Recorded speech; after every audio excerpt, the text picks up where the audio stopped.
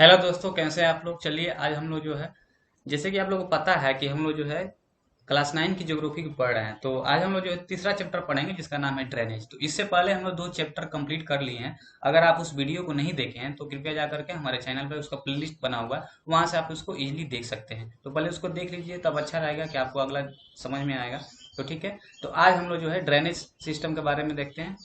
ठीक है, तो ड्रेनेज क्या होता है इसमें देखिए, इस चैप्टर में जो है हम लोग जितनी इंडिया की जो है रिवर्स हैं, जितनी भी रिवर आप गंगा हिमालय सॉरी गंगा ब्रह्मपुत्र इंडस कावेरी गोदावरी कृष्णा, जितनी भी रिवर के बारे में आप सुनते हैं उस सारे रिवर के बारे में हम लोग देखेंगे।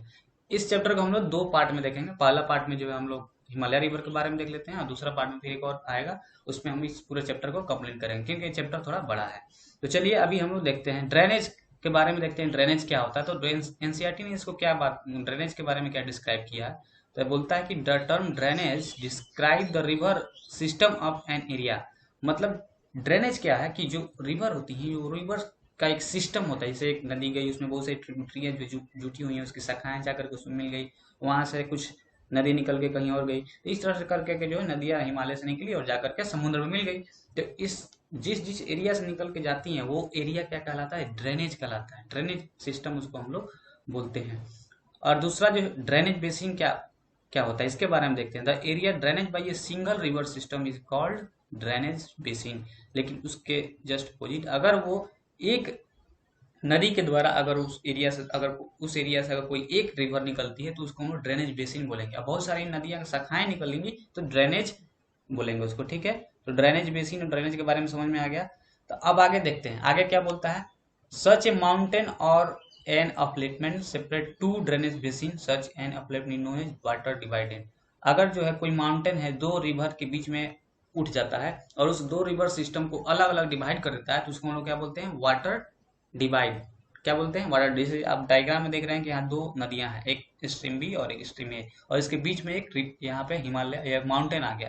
तो ये माउंटेन जो है इसको क्या क्या बोलेंगे, इसको वाटर डिवाइड बोलेंगे। ठीक है, चलिए यहाँ डू यू नो में देखते हैं हम लोग क्या दे रहा है। देखिए इसमें बोला है the world largest drainage basin of the Amazon river. जैसे आपको पता भी होगा कि जो अमेजन रिवर है उसकी जो बेसिन बहुत बड़ी है।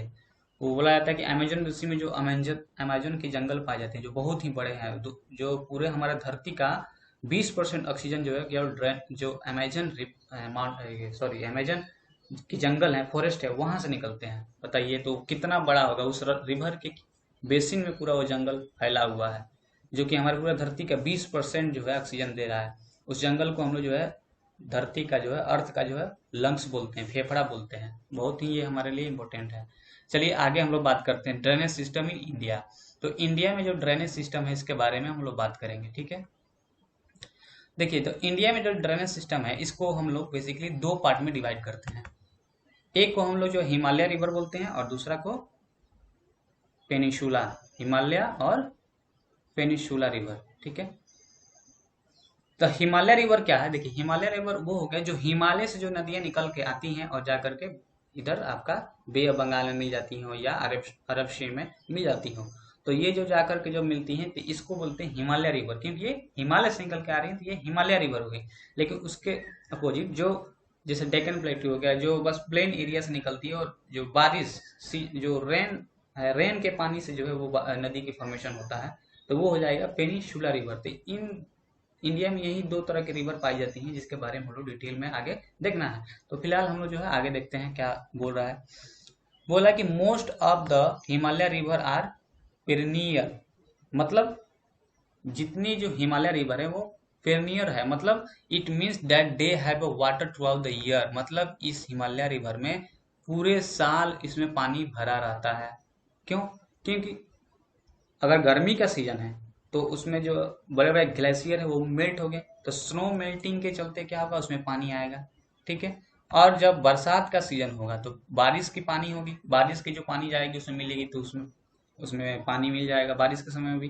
तो मतलब गर्मी ठंडी बरसात हर समय जो है उसमें पानी पाया जाता है, इसलिए पेरिनियर उसको बोला जाता है। हिमालय रिवर को क्या बोला जाता है, पेरिनियर रिवर बोला जाता है। ठीक है, आगे देखते हैं। They perform intensive erosion activity in their upper course and carry huge load of silt and sand. ये जब नदियां, हिमालय नदी निकलती है ऊपर से, हिमालय रिवर, तो ऊपर से जो है बहुत ज्यादा इरोड करते हुए एक्टिविटी, मतलब मिट्टी को मतलब कटाव करते हुए और आती है, जिसके चलते बहुत बड़े मात्रा में जो सिल्ट, बालू और कंकड़ इस तरह करके अपने साथ लेकर आती है। और जब मिडिल में आती है तो वो लोअर कोर्स बनाती है। इस तरह जो है करते करते जो है रिवर जब नीचे जाती है लोअर एरिया में, तो वहाँ मैंडर, ऑक्स लेक इस तरह करके बहुत सारे जो है फीचर्स बनाती हैं मिट्टी को कटाव कर करके। ठीक है, तो ये रहा इसका फीचर्स। ठीक है, तो अपर में रहेगा तो क्या बनाएगा, अपर में जो है जब रिवर निकलेगी, अभी इसको हम डायग्राम से देखेंगे। देखिए चलिए इसका एक डायग्राम से देखते हैं। इसका डायग्राम नीचे दिया है, हाँ यहाँ देखिए ये डायग्राम दिया। जब रिवर यहाँ से निकलेगी अपर से तो क्या करेगी, मिट्टी का चूंकि वहां ऊपर से ऊंचाई से निकलने पर नदी नदी का जो फ्लो होगा बहुत स्पीड में होगा, क्योंकि स्लोप ज्यादा है। स्लोप ज्यादा है तो उसके आगे जो भी चीज आएगा, जो भी मिट्टी, रॉक, पत्थर जो भी आएगा उसका पूरा कटाव कर देगी, और कटाव करके अपने पानी के साथ उस मिट्टी पत्थर को लेकर चलेगी। तो अब जब शुरू ऊपर से निकलेगी तो क्या उसके साथ बहुत सारे सेल्ट मिट्टी लेकर को चलेगी, फिर नीचे आएगी। नीचे आएगी तो मिडिल एरिया में जब उसका स्लोप थोड़ा कम हो जाएगा तो वहां पे क्या अपना मिट्टी का जमाव कर देगी, वहां से रिवर गड्ढा थोड़ा चौड़ा होने लगेगी। क्योंकि जब मिट्टी भर जाएगा, देखिए जब गड्ढा रहेगा, ज्यादा खुदाई करेगा तो क्या नदी पतली रहेगी, लेकिन वो डेप्थ ज्यादा हो जाएगा, विड्थ कम होगा, डेप्थ ज्यादा होगा। जब मिडिल में जाएगी तो उसका जो है डेप्थ कम हो जाएगा। और डेप्थ कम क्यों हो जाएगा, क्योंकि जो मिट्टी उधर से कटाव करके आ रही है उसके साथ में सिल्ट है, बालू कंकड़ ये सब लेकर आ रही है। तो जब मिडिल में आएगी तो उसका स्लोप कम हो जाएगा। जब स्लोप कम हो जाएगा तो क्या करेगा, अपना सिल्ट मिट्टी जो भी है वहां पे छोड़ देगा। छोड़ने के बाद उसका डेप्थ भर जाएगा। जब डेप्थ भर जाएगा तो पानी तो आ रहा है ना साथ में, तो पानी कहाँ जाएगा, ऑब्वियसली वो फैलेगा, बाहर जाएगा। तो बाहर जब फैलेगा तो उसका क्या हो जाएगा, विड्थ जो है बड़ा हो जाएगा, नदी चौड़ी हो जाती है मिडिल में।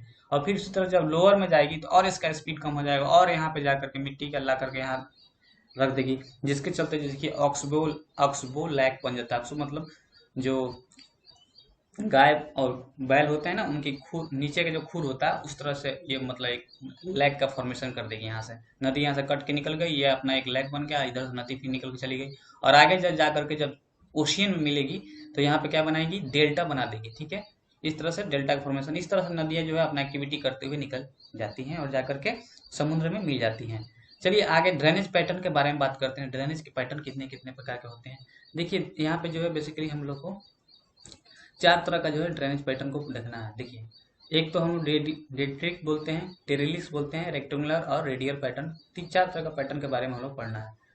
तो डेंट्रिक पैटर्न क्या है, डेंट्रिक पैटर्न में क्या होता है, देखिए यहाँ डायग्राम डेंट्रिक पैटर्न दिया हुआ है। ठीक है, यह नदियां निकल के आ रही हैं। इसमें क्या होगा, चारों तरफ से जो है इसकी नदियों का ब्रांच जो है आकर के मेन नदी में मिल जाएगा। इस तरह से स्लोप रहेगा और बीच में जो है मेन नदी निकलेगी, और इधर से चारों तरफ से जो है नदी आकर के यहाँ पे मिल जाएगी। ठीक है, अब जो है अगला देखते हैं। The river joint by the tributary at approximately right angle develop the trellis pattern. Trellis pattern क्या होता है, जब नदी फ्लो होती है और उसके साथ में जो है जो उसकी ब्रांच है राइट एंगल आकर 90 डिग्री पर आकर के जो है पूरा मीट करने लगेंगे उसको, तो वो कौन सा पैटर्न बनाएगा, टेरिलिस पैटर्न बनाएगा। जो यहाँ पे आपको दिख रहा है, देखिए कैसे यहाँ पाया और यहाँ मीट कर गया, यहाँ मीट कर गया, इधर से निकल गया। तो ये सब जो है, लेकिन ये फॉर्मेशन होता क्यों है, ये फॉर्मेशन क्यों बनता है, टेरिलिस ड्रेनेज पैटर्न क्यों बनता है, क्योंकि यहाँ पे जो है जिस एरिया में हार्ड और सॉफ्ट रॉक होंगे, जैसे हार्ड रॉक है तो उसको तो नदी कटाव नहीं करेगा, काट नहीं पाएगा, तो वहां से दूसरा अपना रास्ता बदल लेगा, और जहाँ सॉफ्ट रॉक होगा उसको काट के आराम से मिल जाएगा। तो इस तरह से जो है नदियां जो है रेक्टेंगल जो है इधर उधर घूम घूम कर जाकर के 90 डिग्री पे जाकर के उससे मिलती हैं और टेरिलिस ड्रेनेज पैटर्न बनाती है। और नेक्स्ट वाला है रेक्टेंगुलर ड्रेनेज पैटर्न। ये क्या होता है, ये जो है रेक्टेंगुलर ड्रेनेज पैटर्न कहाँ मिलेगा, जहाँ स्ट्रॉन्ग ज्वाइंट रॉक होंगे, कई तरह के जो है रॉक होंगे एक दूसरे से ज्वाइंट होंगे और स्ट्रॉन्ग होंगे, उसका कटाव नहीं कर पाएगी नदी, जहाँ जहाँ ज्वाइंट होगी वहां से नदियां निकल के और जाकर के मिल जाएंगे। अब जो है चौथा नंबर आता है रेडियल पैटर्न। तो रेडियल पैटर्न कैसे होता है, ऊपर देखिए यहाँ पे डायग्राम में दिया हुआ, ऊपर में एक सेंटर ऑफ लिफ्टमेंट होगा और नीचे से वहां से जो है सारी नदियां निकल निकल के फ्लो होंगी और हर डायरेक्शन में जो फ्लो होकर के चली जाएंगी। तो ये हो जाएगा radial drainage. Radial drainage pattern develop where stream flow in different direction from centre peak of dome like structure. तो dome like structure central peak ऊपर से उठा हुआ चीज है, वहां से जो है पानी निकल रहा है और हर डायरेक्शन में फ्लो होकर के जा रहा है। तो जैसे कि आप लोग एक ऊंचा सा कोई मतलब पत्थर टाइप का रखिए और उस पर जग से पानी गिराइए। पानी गिराइएगा तो पानी कहाँ कहाँ जाएगा, जिस जिस डायरेक्शन में जाएगा जाएगा उस तरह से समझिएगा, वही एक ड्रेनेज पैटर्न है। उसी तरह से नदियाँ फ्लो होती है यहाँ पे। तो ये तरह का जो है 4 तरह का जो है ड्रेनेज पैटर्न यहाँ पे हम लोग देखने को मिल रहा है। आई होप आपको ये समझ में आ गया होगा, यहाँ डायग्राम से भी क्लियर दिखा रहा है। ठीक है, तो अभी हम लोग जो है हिमालय रिवर के बारे में बात करेंगे। जैसे कि आप पहले हम लोग देखे थे कि हमारे इंडिया की 2 तरह की रिवर पाई जाती है, एक हिमालय पेंसुला। तो इस वीडियो में हम लोग हिमालय रिवर के बारे में डिटेल में देखेंगे। The major Himalaya river are the Indus, Ganga and Brahmaputra. Himalaya river में 3 तरह की रिवर मेजर पाई जाती हैं, एक गंगा होती है, इंडस होती है और ब्रह्मपुत्र होती है। तो इन तीनों रिवर के बारे में हम लोग डिटेल में पढ़ेंगे। A river along with E tributary में कॉल्ड रिवर सिस्टम। जब रिवर जो है अपनी ट्रिब्यूटरी के साथ इसमें मिलती है तो इसको हम लोग क्या बोलते हैं, रिवर सिस्टम बोलते हैं। तो पहले हम लोग जो है इंडस रिवर सिस्टम के बारे में बात करेंगे। ओके, तो इंडस रिवर सिस्टम क्या है? The river Indus rise in Tibet near Mansarovar lake. जो इंडस रिवर है वो तिब्बत में, इंडिया का मैप, इंडिया के उधर जो चाइना वाला एरिया है उसके पास में बीचों बीच में जो तिब्बत है, जो अभी तो चाइना का पार्ट हो गया, तो पहले एक तिब्बत था। तो तिब्बत जो है वहाँ एक मानसरोवर लेक है, वहां से वो निकलती है। Flowing west it enter India in, west में फ्लो होते हुए ये इंडिया में इंटर करती है लद्दाख डिस्ट्रिक्ट ऑफ जम्मू कश्मीर। जम्मू कश्मीर की जो लद्दाख डिस्ट्रिक्ट है वहां इंटर करती है और फ्लो होकर के निकल जाती है। The Indus flow through Baluchistan, Gilgit and emerge from the mountain at Attock. जो इंडस है वो जम्मू कश्मीर से होते हुए बलूचिस्तान और गिलगित से होते हुए इमर्ज होती है और जाकर के माउंटेन अटैक्स से इमर्ज हो जाती है। और इसकी जो है ट्रिब्यूटरियां बहुत सारी हैं। कौन है? Sutlej, Beas, Ravi, Chenab and Jhelum join together enter Indus near Mithankot in Pakistan.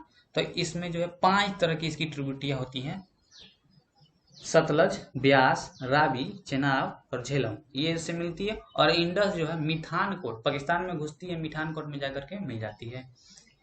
Indus flow southward eventually reach the Arabian Sea east of Karachi. तो उसके बाद से पाकिस्तान में फ्लो होते होते जो है अरेबियन सी में जाकर के ईस्ट ऑफ कराची, कराची के ईस्ट में जाकर के अरेबियन सी में मिल जाती है और फ्लो हो जाती है।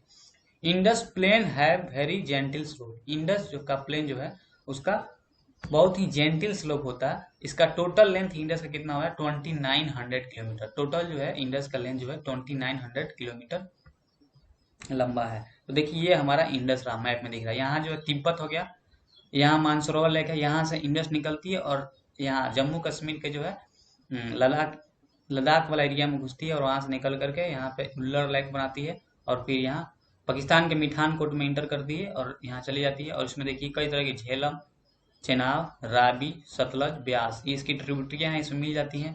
और ये आगे जा करके जो है यहाँ अरेबियन सी में, जो पाकिस्तान के कराची है उसके ईस्ट में जाकर के अरेबियन सी में मिल जाता है। तो ये हमारा इंडस रिवर है, इसका पूरा डायग्राम मैप से हम लोग देख लिए, तो आपको ये समझ में आ गया। तो देखिए इंडस का जो little over the third of the Indus basin is located in India in the state Jammu and Kashmir. तो जो Jammu Kashmir, Himachal Pradesh, Punjab and rest in Pakistan. Okay, तो जो इंडस की जो टोटल एंड 2900 किलोमीटर जो बताएं उसका 1/3 जो है हमारी इंडिया में, इंडिया का कौन स्टेट? जम्मू कश्मीर, हरियाणा, पंजाब में बिलोंग करता है। बाकी का जो आपका रेस्ट बच गया वो पाकिस्तान में बिलोंग करता है। ठीक है, देखिए इससे रिलेटेड एक ट्रीटी है, बहुत इंपोर्टेंट ट्रीटी है इसके बारे में, ये हमेशा कॉन्फ्लिक्ट में रहता है। अभी जो है पुलवामा अटैक जो हुआ था उस समय भी इस ट्रीटी को लेकर के बहुत से चल रहे थे हमारे इंडियन गवर्नमेंट और पाकिस्तान गवर्नमेंट के बीच में कॉन्फ्लिक्ट। देखिए ये क्या है? According to the regulation of the Indus water treaty 1960 में जो है इंडस वाटर ट्रीटी हुआ था, जो हमारी इंडस रिवर है इसके ऊपर ट्रीटी। तो इसमें ट्रीटी में क्या बोलता है? India can use only 20% of the total water carry by Indus river system. तो इस रिवर, इंडस रिवर में जितनी पानी है उसका 20% ही इंडिया यूज कर सकता है।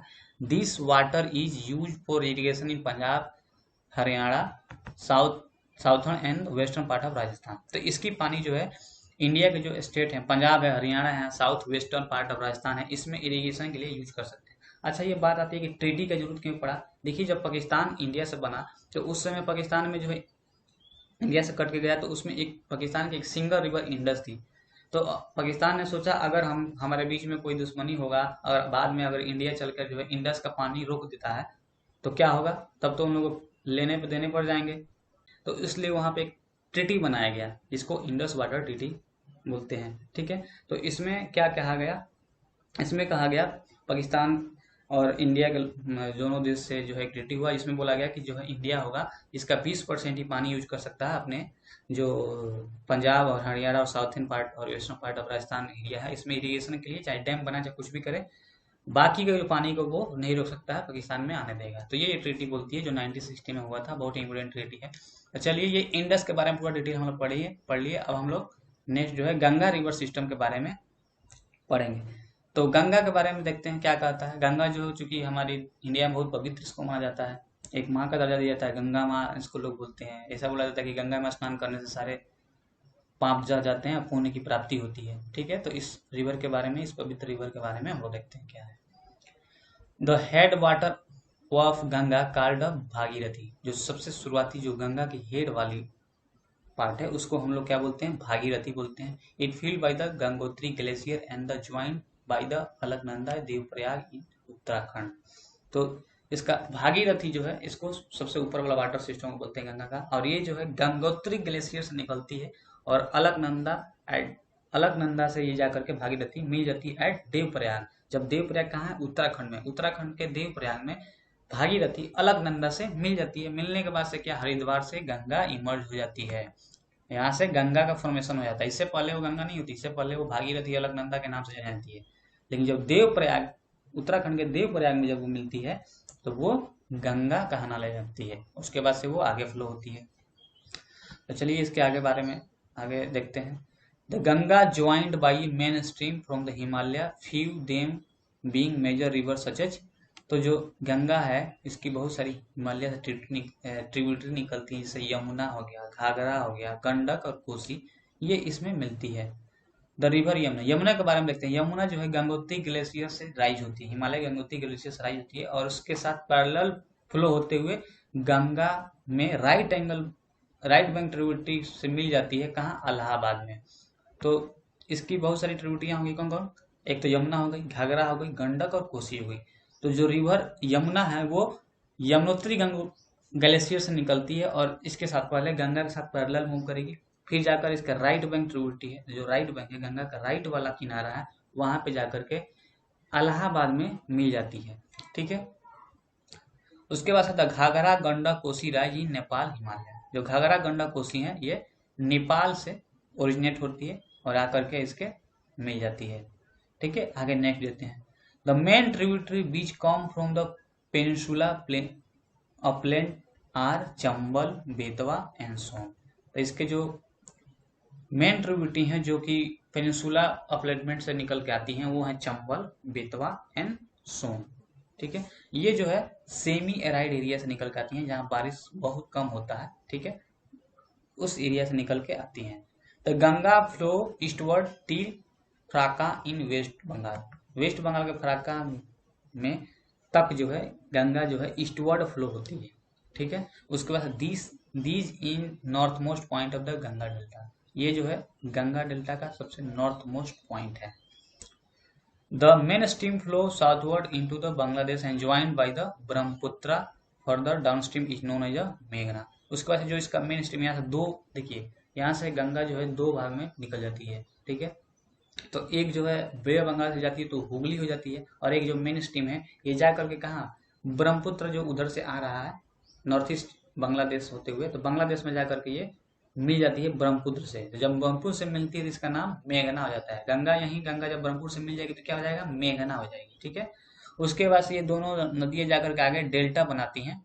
ठीक है, तो इस डेल्टा को जो है जब बे बंगाल में मिल जाती हैं, चलिए देखिए,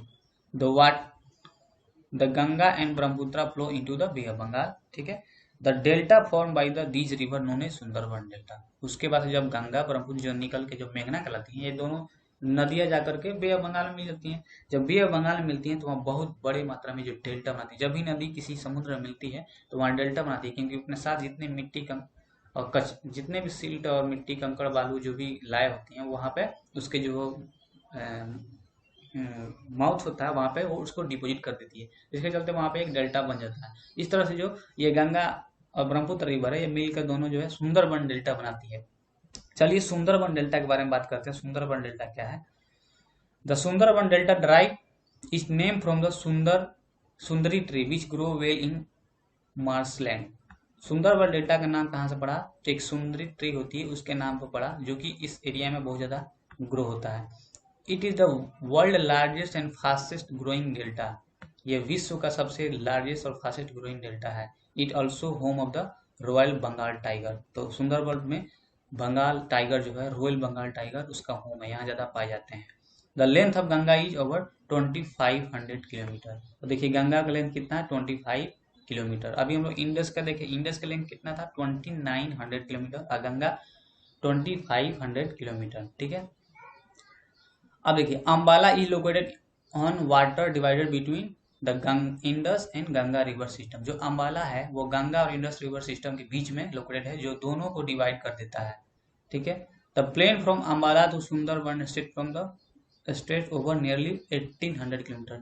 जो प्लेन है अम्बाला टू सुंदरबन वो 1800 किलोमीटर लंबा है, और ये इसका स्लोप हार्डली इसमें 300 मीटर है। मतलब 1800 किलोमीटर लंबाई में वो 300 मीटर स्लोप हो जाता है, यानी कि हर किलोमीटर में हर 6 किलोमीटर में 1 मीटर उसका स्लोप नीचे डिक्रीज होता है। समझ में आया? तो ये गंगा के बारे में हो गया पूरा डिटेल में। आई होप आपको इस समझ में आ गया होगा। अब देखिए, अब हम लोग ब्रह्मपुत्र रिवर के बारे में बात करेंगे। ठीक है। The Brahmaputra rise in Tibet east of the Mansarovar lake very close to the source of Indus and Sutlej. तो ये जो ब्रह्मपुत्र रिवर है वो मानसरोवर लेक जो है तिब्बत के मानसरोवर से निकलती है, close to the source of the Indus and Sutlej. ये जहां से इंडस और सतलज निकलती है उसके जस्ट पास से ही ये भी निकलती है ब्रह्मपुत्र रिवर। ठीक है। It is slightly longer than Indus and most of occur lie outside India. ये जो है इंडस से थोड़ा सा बड़ी है, और इसका मैक्सिमम पार्ट जो है इंडिया के बाहर बिलोंग करता है। तिब्बत से होकर के, चाइना से होकर के निकल के आता है ये रिवर। उसके बाद से it flow eastward parallel to the Himalaya.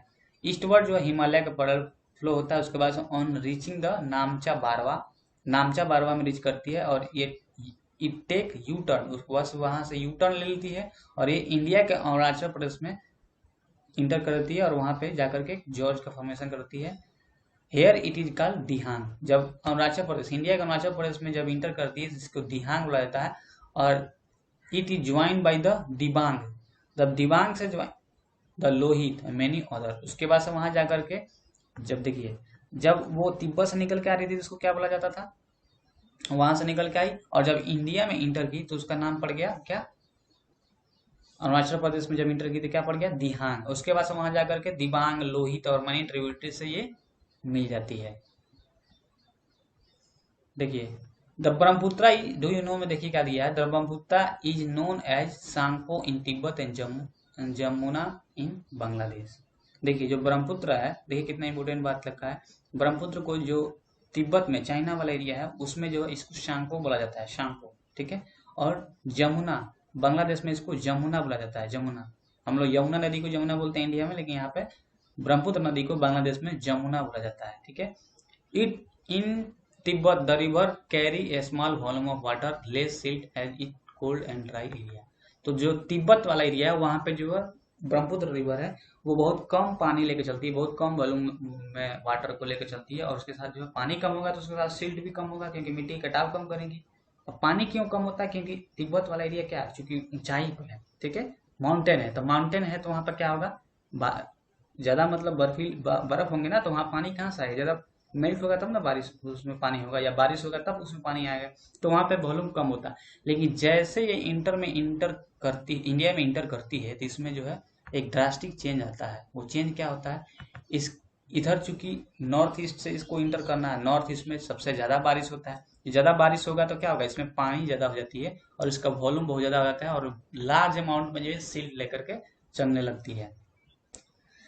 ठीक है। तो Brahmaputra has Barren channel in it inter length in the Assam from many tributary river island। उसके बाद से ये जो है ब्रह्मपुत्र में इंटर करती है, बहुत सारे जो है ट्रिब्यूटरी के साथ मिलती है। Every year during the rainy season the river overflow into bank course wide spread.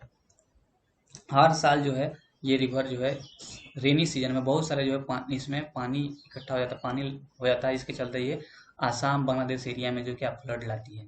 ठीक है। Unlike the other Indian river, Brahmaputra is marked with huge deposit और silt on it bed course river bed और rise river also shift it canal frequently. तो other river के, India का और अलग जो रिवर है उसके अलावा इसमें देखा जाए तो ये बहुत ज़्यादा इसमें पानी होता है, और इसमें सिल्ट होने के चलते ये अपना जो रिवर का जो वेट होता है वो भर देती है, और इसका डेप्थ कम हो जाता है, जिसके चलते पानी जो है इधर उधर फैलने लगता है, और ये अपना जो बैंक को, जो अपना किनारा है उसको तोड़ करके फ्रीक्वेंटली इधर उधर फ्लो हो जाती है, जिसके चलते जो बड़े मात्रा में जो फ्लड लाती है। तो अभी हम लोग जो है हिमालय रिवर के बारे में पूरा डिटेल में देख लिए हैं, हिमालय में इंडस, गंगा, ब्रह्मपुत्र के बारे में। तो इसके नेक्स्ट वीडियो में हम लोग जो है पेनिसुला रिवर के बारे में देखेंगे। ठीक है। तब तक के लिए थैंक यू, धन्यवाद। अगले वीडियो में हम लोग मिलेंगे। ठीक है।